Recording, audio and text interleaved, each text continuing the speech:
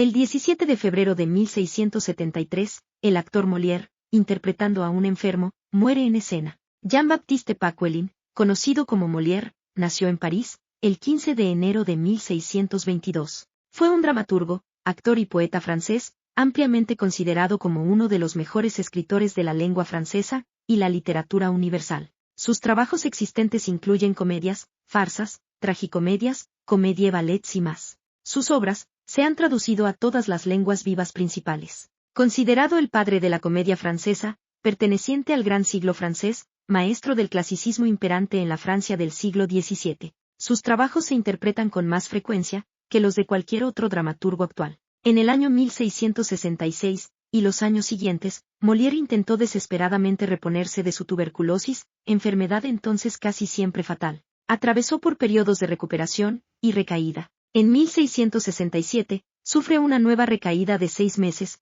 pero redacta y consigue estrenar la segunda versión del Tartufo, bajo el título de El impostor. Sin embargo, el arzobispo de París convence al primer presidente del Parlamento para prohibir la obra al día siguiente de su estreno. En 1668, estrena 2 obras menores, el 13 de enero en el Palacio Real, Anfitrión, con 28 representaciones, y el 18 de julio en Versalles, George Dandin. Una nueva obra maestra es El avaro, estrenada el 9 de septiembre del mismo año en el Palacio Real. Logró que se levantase la prohibición sobre la tercera versión del Tartufo, que se estrena el 5 de febrero de 1669, en 5 actos y con final feliz, alcanzando un enorme éxito, 44 representaciones sucesivas, toda una marca o récord de entonces. El padre de Molière falleció el 27 del mismo mes, y el 6 de octubre del mismo año, Molière estrenó en el castillo de Chambord, El señor de Porceaugnac. Su última obra es El enfermo imaginario, estrenada el 10 de febrero de 1673. Lo cierto es que no tenía que esforzarse en representar el papel principal, dado que sufrió un ataque agudo de hemoptisis en el curso de la cuarta representación, el 17 de febrero de 1673. Fue llevado a su domicilio, pero su mujer no encontró un sacerdote que le diera la extremaunción. Murió sin renegar de su profesión de actor, considerada inmoral por la Iglesia. Bajo la ley francesa de aquel tiempo, no estaba permitido que los actores fueran enterrados en el terreno sagrado de un cementerio. Sin embargo, su viuda le pidió al rey que su cónyuge pudiera tener acceso a un funeral normal, por la noche y sin ninguna pompa ni cortejo. El rey accedió y Molière fue enterrado en la parte del cementerio de Saint-Joseph, reservada a los ahores, o niños no bautizados. Al año siguiente su mujer se volvió a casar, y para apaciguar la codicia y la envidia de sus herederos, el rey fundó el 21 de octubre de 1680, la Comedia Francesa, institución que subsiste todavía hoy, consagrada a representar el teatro clásico francés. La presunta fosa donde fue enterrado el gran comediógrafo, fue hallada vacía en 1792, por los patriotas revolucionarios. Generalmente en las representaciones de teatro, se dice que trae mala suerte vestirse de verde en Francia, dado que Molière supuestamente habría sufrido el ataque, estando en el teatro vestido de este color. Pero esto es controvertido, aunque la superstición existe, Molière iba vestido entonces de color amaranto, y cada país tiene su propio color prohibitivo en el teatro. Por ejemplo, en España es el amarillo, en Inglaterra el azul, y en Italia es el morado. El 17 de febrero de 1905, en Rusia, asesinan al tío del zar Nicolás II, el aristócrata Sergei Alexandrovich Romanov. El gran duque Sergio Alexandrovich de Rusia, nació el 10 de mayo de 1857, hijo del zar Alejandro II. Fue una figura influyente durante los reinados de su hermano Alejandro III, y su sobrino el zar Nicolás II, de quien era también cuñado, a través de su matrimonio con la princesa Isabel de Darmstadt, hermana de la última emperatriz de Rusia, Alejandra Fiodorovna. Entre 1891 y 1905, fue gobernador general de Moscú. Era un conservador radical, por lo que su política lo convirtió en una figura polarizante. En 1892, como gobernador de Moscú, ejecutó la orden de expulsión de gran parte de la población judía de la ciudad.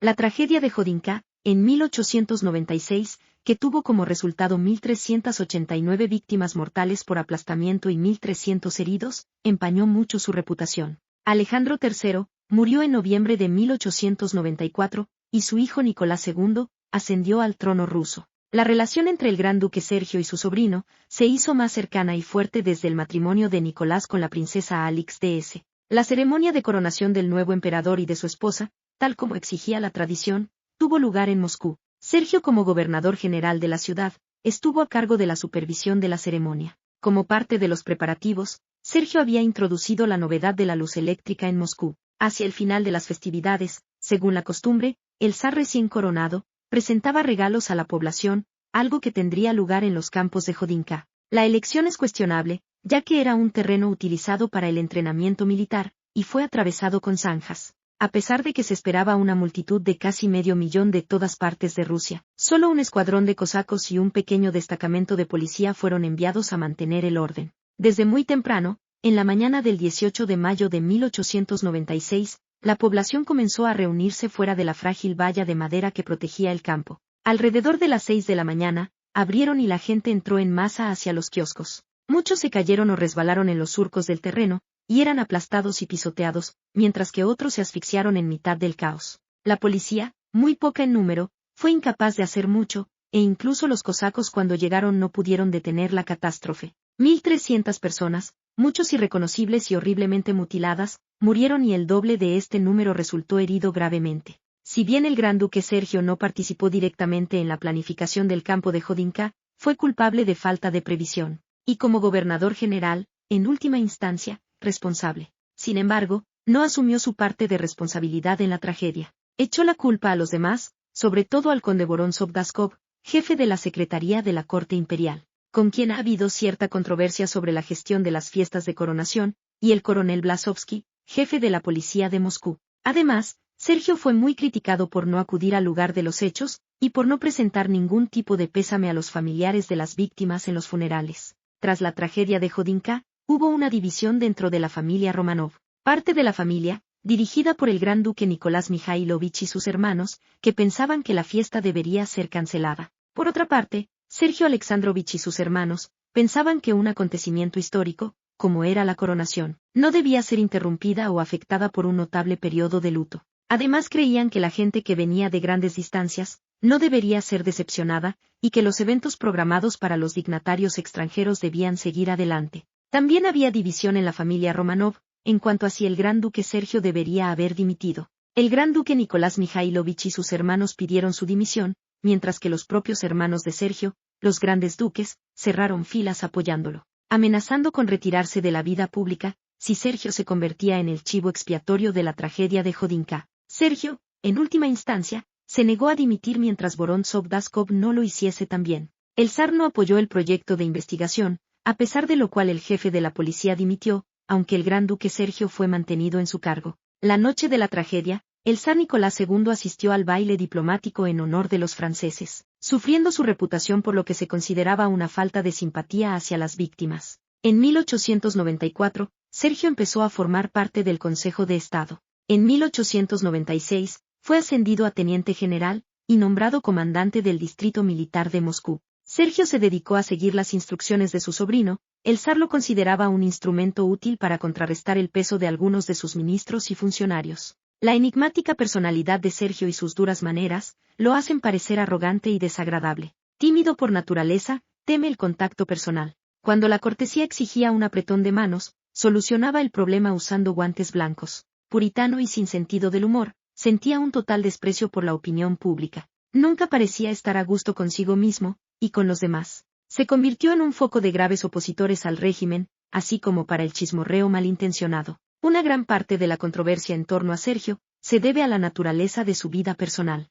Apenas se sabe nada sobre el matrimonio de Sergio. Sus documentos privados, incluyendo su correspondencia con su esposa, no han sobrevivido. Y la evidencia de que existe en el Archivo Estatal de Moscú, el más importante repositorio de documentos Romanov, está abierto a interpretación. Según algunos informes contemporáneos, Sergio era homosexual. Su sexualidad estaría en conflicto con sus intensas creencias religiosas y su posición. Contrariamente a esta creencia, el matrimonio fue feliz, a su manera. Eran escasas las parejas reales, que durmieron en la misma cama durante toda su vida matrimonial. Forzados a defenderse contra los rumores de discordia, Isabel Fyodorovna se dedicó a su marido y a su recuerdo atesorado tras su muerte. Aunque su matrimonio no tuvo descendencia, la gran duquesa María y el gran duque Dmitri pasaban a menudo las navidades y algunas vacaciones de verano con Sergio y su esposa. La pareja tenía reservados en su casa un cuarto de juegos y unos dormitorios para los jóvenes. En 1902, Pablo fue expulsado de Rusia, tras contraer matrimonio morganático, y Sergio solicitó y obtuvo la tutela de sus sobrinos. Como padre adoptivo, Sergio era estricto y exigente, pero cariñoso y dedicado con los niños. Sin embargo, María y Dimitri siempre sintieron resentimiento hacia sus tíos, por haberlos separado de su verdadero padre. A finales de 1904, Rusia sufrió una gran catástrofe en la guerra ruso-japonesa, y el país entraba en una época de auténtico caos. Se presionó a Sergio para mantener el orden. Él era de la opinión de que solo la mayor severidad podría poner fin a la efervescencia revolucionaria. Pero a raíz de los disturbios civiles, Nicolás II se vio obligado a hacer concesiones. Sergio no apoyó la política de seguridad del zar de vacilaciones y evasivas. Completamente desilusionado por la situación, decidió que era momento de jubilarse, e informó al zar que los nuevos tiempos necesitaban nuevas caras. Después de 13 años de servicio, Sergio renunció a la gobernación el 1 de enero de 1905. Sin embargo, continuó en el cargo de comandante del distrito militar de Moscú.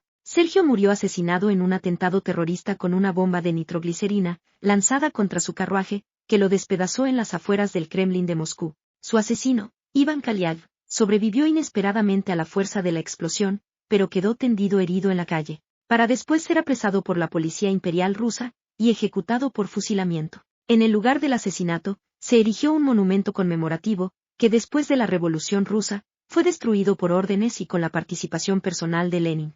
El 17 de febrero de 1906, el Papa Pío X, emitió una encíclica titulada Vehemente Nos, dirigida al clero y al pueblo francés. La encíclica estaba dedicada a la situación religiosa producida en Francia, por la aprobación de la ley francesa de separación de la Iglesia y el Estado de 1905. En el momento en que se publicó esta encíclica, las relaciones entre la Iglesia y el Estado en Francia se regían por el Concordato de 1801, donde Napoleón había llegado a un compromiso con la Iglesia, donde se reconocía que el catolicismo era la religión de la mayoría de los franceses. Pero el emperador nombraba a los arzobispos y obispos, correspondiendo al Papa la investidura canónica. Por otra parte, la Iglesia renunciaba a reclamar las propiedades confiscadas durante la Revolución Francesa, y el Estado se comprometía a pagar un salario al clero, que juraría lealtad al Estado. Desde la instauración de la Tercera República en 1870, quedó de manifiesto la disconformidad del poder político con el contenido del concordato. Tras la aprobación de las leyes constitucionales de 1875, se sucedieron las medidas legales, que ponían en marcha una política decididamente anticlerical. Sucedieron una serie de desacuerdos entre la República y la Santa Sede. En enero de 1904, ante la formulación de una bulas de nombramientos episcopales, el Papa se avino a dar otra redacción a esa bulas. En mayo de ese mismo año, presidente de la República, visitaba en Roma al rey de Italia, sin visitar al Papa. Por esa misma época, los obispos de Laval y Dijon, acusados de graves irregularidades, fueron destituidos y llamados a Roma. Ambos prelados pidieron la protección de Combes, y prohibió a los obispos salir de sus diócesis, y exigió al Papa que retirara esas citaciones. Ante la negativa del Papa, Francia rompió sus relaciones con la Santa Sede, declarando en suspenso el concordato. El Papa retiró al nuncio de París, y el gobierno francés, contra todo derecho, incautó el archivo de la nunciatura. Este proceso culmina, de algún modo, con la aprobación por la Tercera República, el 9 de diciembre, de la Ley Francesa de Separación de la Iglesia y el Estado de 1905. Apenas habían pasado 2 meses desde la aprobación de la ley, cuando San Pío X publica la encíclica Vehemente Nos. En la encíclica, el Papa dice lo siguiente. Apenas es necesario decir la honda preocupación y la dolorosa angustia que vuestra situación nos causa, con la promulgación de la ley, al mismo tiempo que rompe violentamente las seculares relaciones del Estado francés, con la sede apostólica. Coloca a la Iglesia de Francia, en una situación indigna y lamentable. Hecho gravísimo y que todas las almas buenas deben lamentar, por los daños que ha de traer tanto a la vida civil como a la vida religiosa. En primer lugar, al apoyarse en el principio fundamental de que el Estado no debe cuidar para nada de la religión, infiere una gran injuria a Dios, que es el único fundador y conservador tanto del hombre como de las sociedades humanas. En segundo lugar, la tesis de que hablamos constituye una verdadera negación del orden sobrenatural, porque limita la acción del Estado a la prosperidad pública de esta vida mortal, que es, en efecto, la causa próxima de toda sociedad política, y se despreocupa completamente de la razón última del ciudadano, que es la eterna bienaventuranza propuesta al hombre para cuando haya terminado la brevedad de esta vida, como si fuera cosa ajena por completo al Estado. En tercer lugar, esta tesis niega el orden de la vida humana sabiamente establecido por Dios, orden que exige una verdadera concordia entre las dos sociedades, la religiosa y la civil. Porque ambas sociedades, aunque cada una dentro de su esfera, ejercen su autoridad sobre las mismas personas. y de aquí proviene necesariamente la frecuente existencia de cuestiones entre ellas, cuyo conocimiento y resolución pertenece a la competencia de la Iglesia y del Estado. Por lo cual, tanto el romano pontífice, como el jefe de Estado de la nación francesa se obligaron solemnemente, en su nombre y en el de sus propios sucesores, a observar inviolablemente las cláusulas del pacto que firmaron. La consecuencia, por tanto, era que este concordato había de regirse por el mismo derecho que rige todos los tratados internacionales. Es decir, por el derecho de gentes, y que no podía anularse de ninguna manera unilateralmente por la voluntad exclusiva de una de las partes contratantes. Por último, y en tercer lugar, la ley viola el derecho de propiedad de la Iglesia, pues en la práctica confisca prácticamente todas las propiedades eclesiásticas, comprendidas las basílicas y las catedrales. Todas estas medidas causarán un daño a la Iglesia y a la misma Francia, pues abre una vía para la división entre los franceses y para las luchas religiosas. Por todas estas razones el Papa condena esta ley, y asegura que ninguna de sus cláusulas puede invalidar los derechos imprescriptibles de la Iglesia. A pesar del dolor que le produce esta situación, rechaza la tristeza, pues la Iglesia no teme por sí. Además, la historia muestra cómo estas leyes acaban derogándose al comprobar con el paso del tiempo los daños que produce a la sociedad. El 17 de febrero de 1957, en Bogotá, Colombia, mientras se demolía la iglesia de Santa Inés, se encuentran los restos mortales de José Celestino Mutis. José Celestino Bruno Mutis y Bocio, nació el 6 de abril de 1732, fue un sacerdote, botánico, geógrafo, matemático y médico español. Desempeñó buena parte de su labor investigadora en Santa Fe de Bogotá, en cuya Universidad del Rosario, fue docente y reposan actualmente sus restos. Es uno de los principales autores de la Escuela Universalista Española del siglo XVIII. Estudió medicina y cirugía en el Real Colegio de Cirugía de Cádiz, y concluyó su carrera en la Universidad de Sevilla. Después de finalizar sus estudios, trabajó durante 4 años en el Hospital de Cádiz. Sus primeras etapas profesionales se desarrollaron bajo la tutoría de algunos de los más eminentes científicos del momento. Pasó a trabajar como suplente de la Cátedra de Anatomía del Hospital General de Madrid, perfeccionó sus conocimientos botánicos en el Jardín del Soto de Migas Calientes.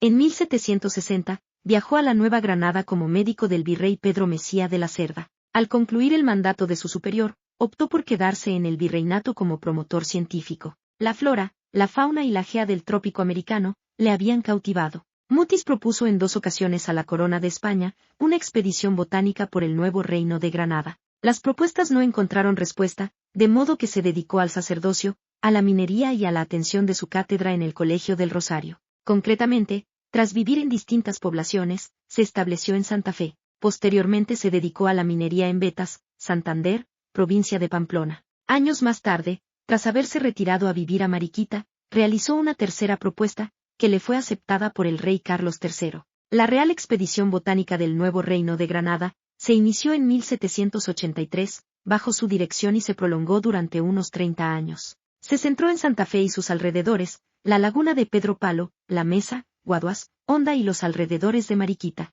En la expedición, participaron varios comisionados que extendieron su cobertura geográfica. Destaca entre ellos Francisco José de Caldas, que recorrió las actuales tierras de Ecuador durante 4 años, regresando a Santa Fe en 1808, llevando un extensísimo herbario. Otro de los comisionados fue Fray Diego García, que recorrió el Alto Valle del Magdalena, entre La Palma y Timaná, llegando a la zona de los Andaquíes. Su colección incluyó también un amplio muestrario de fauna y geología. A su vez, Juan Eloy Valenzuela y Mantilla, que había sido subdirector de la expedición durante su primer año, fue comisionado a Santander. Tuvo que retirarse a Bucaramanga por problemas de salud, donde continuó recolectando. Esta expedición resultó ser la más costosa para la Corona de España, y sin embargo, fue la que menos publicaciones científicas produjo. No obstante, fue decisiva para el desarrollo de la cultura y la investigación en Colombia. En ella se creó una escuela de dibujo, y se contrataron numerosos oficiales de pluma y herbolarios. Las láminas realizadas en la expedición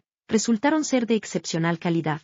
Entre los dibujantes destacan Salvador Rizo y Francisco Javier Matiz, que fue calificado por Humboldt como el mejor ilustrador botánico del mundo. Años más tarde, el médico y botánico bogotano José Jerónimo Triana contribuyó decisivamente a la determinación de las especies. Al contrario de lo que sucedió con las láminas, parte del extenso e importante herbario ha permanecido prácticamente inédito hasta fechas relativamente recientes. La biblioteca de la cual se sirvió Mutis para realizar la expedición botánica se conserva en la Biblioteca Nacional de Colombia. José Celestino Mutis fue el fundador del estudio de la medicina científica, de la botánica y de la astronomía en Colombia. En 1801, Mutis propone a las autoridades la creación de un laboratorio químico, con su respectiva cátedra. Y en 1804, propone un definitivo plan de estudios de medicina, dándole importancia a la enseñanza práctica en el hospital. En 1784, es elegido miembro extranjero de la Real Academia Sueca de Ciencias. Su imagen apareció en el billete de 200 pesos de Colombia, emitido entre 1983 y 1992. Su imagen figuró en los antiguos billetes de 2.000 pesetas españoles, siendo el primer billete de la serie España en América que se puso en circulación. A José Celestino Mutis se le han dedicado numerosos taxones, principalmente especies vegetales. A Califa Linostakis mutisi, una especie de euforbia de Colombia. A Egipila mutisi, una especie de Verbenaceae. A Etanthus mutisi, una especie de arbusto de la familia Lorantaceae. Derante mutisi, el espino cruceto, otra Verbenaceae. Mutisia, un género de plantas introducido por el hijo de Linneo en su honor, ampliando el significado que le dieron los alumnos de Mutis. Y Peidole mutisi, una especie de hormiga. El 17 de febrero se conmemora el Día de San Constable, una figura venerada en la tradición católica. Constabilis, o San Constabile, fue un abad italiano de la Abadía de la Santísima Trinidad de Cava de Tirreni. Es santo de la Iglesia Católica, y nació sobre el 1070 en Tresino, en una familia noble de Gentilcourt. A los 7 años, ingresó en la Abadía de Cava, donde se convirtió en monje en la abadía. La orden siguió las normas benedictinas, mientras el 10 de enero de 1118, fue promovido por el abad Pedro de Papacarbone, al cargo de coadjutor. Le sucedió como abad a su muerte, el 4 de marzo de 1122. Constable es venerado como patrón de Castellabate, porque fue el fundador de la ciudad. Empezó la construcción en el Castillo del Ángel, el 10 de octubre de 1123, y le dio el nombre de Castillo del Abad. Su obra la ejercitó con amabilidad, comprensión a cada uno de los monjes, y a sus problemas individuales, sin abusar de su autoridad. Moría a los 53 años, y fue enterrado en la parte de la iglesia colindante a la Gruta Arcisia, usada por San Alferio. Después de su muerte, se le apareció a sus sucesores, y fue venerado como protector de los barcos que pasaban por delante de la abadía. Su cuerpo fue llevado a un altar de la abadía en 1911. Los 4 primeros abades de Cava fueron reconocidos como santos el 21 de diciembre de 1893, por el Papa León XIII. Ellos son los santos Alferio, León I, Pedro, y Constable.